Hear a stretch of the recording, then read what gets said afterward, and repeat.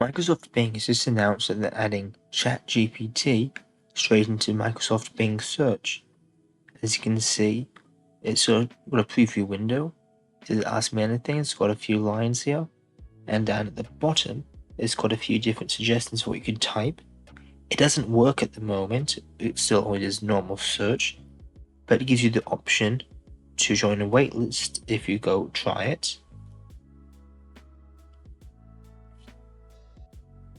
So as you can see on the right, I'm on the waitlist already, but it still is a normal search, so presumably, it looks like it is starting to work. It wasn't working when I tried it earlier, but it looks like ChatGPT does work and does give you the result in the right hand side panel now.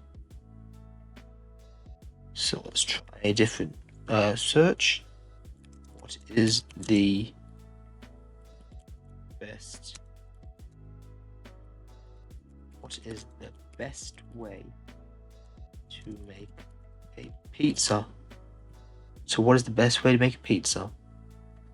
It doesn't give us that in the right hand side panel. But this integration of ChatGPT comes just shortly after images on Microsoft Bing. They added the ability to create our own images by making a prompt. Let's choose Panda on skateboard digital art.